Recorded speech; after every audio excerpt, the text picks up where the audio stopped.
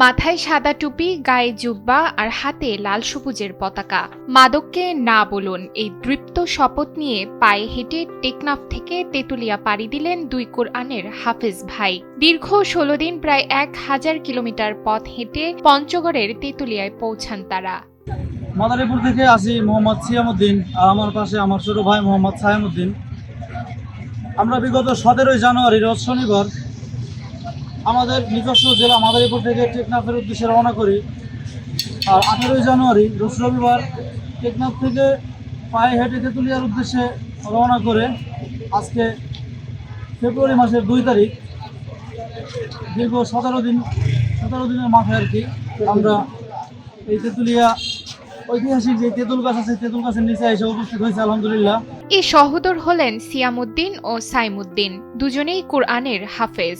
বইয়ের পাতার বাইরের জগৎকে চিনতে এবং তরুণ প্রজন্মকে মাদকের মরণ কামড় থেকে রক্ষা করতে সচেতনতা সৃষ্টিই ছিল তাদের এই সফরের মূল লক্ষ্য। সহোদরের ব্যতিক্রমী পায়ে হেঁটে দেশ ভ্রমণে প্রশংসা কুড়াচ্ছে তারা। হাঁটার লক্ষ্য বলতে গেলে আমাদের একটা স্লোগান ছিল মাদকের বিরুদ্ধে আর কি, যে টেকনাফ থেকে তেঁতুলিয়া, মাদক থেকে আইবেরিয়া।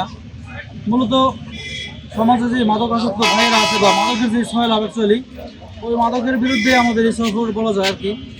যে আমাদের এই ধরেন আমরা যদি কোনো একটা কাজে বেশি থাকি তাহলে আমাদের দ্বারা মানে সহসাই নেশা করা হয় না বা খারাপ কোনো কাজ হয় না অ্যাকচুয়ালি। তো ওই জন্য আমাদের এই ব্যতিক্রমী উদ্যোগ। হাফেজ সিয়ামউদ্দিন ও সাইমউদ্দিন বলেন, আমরা পবিত্র কোরআনের আয়াত থেকে অনুপ্রাণিত হয়ে আল্লাহর সৃষ্টি দেখতে বের হয়েছি। আমাদের মূল লক্ষ্য মাদক বিরোধী জনসচেতনতা। আমরা চাই আমাদের দেশের যুব সমাজ মাদক মুক্ত হয়ে সুস্থ ও সুন্দর জীবনযাপন করুক। আলহামদুলিল্লাহ হাইটা ভ্রমণ করতে পারছি, এই বিশাল পথ অতিক্রম করতে পারছি। এই জন্য আল্লাহ তাআলার দরবারে যতই শুকরিয়া আদায় করবো ততই কম হয়ে যাবে।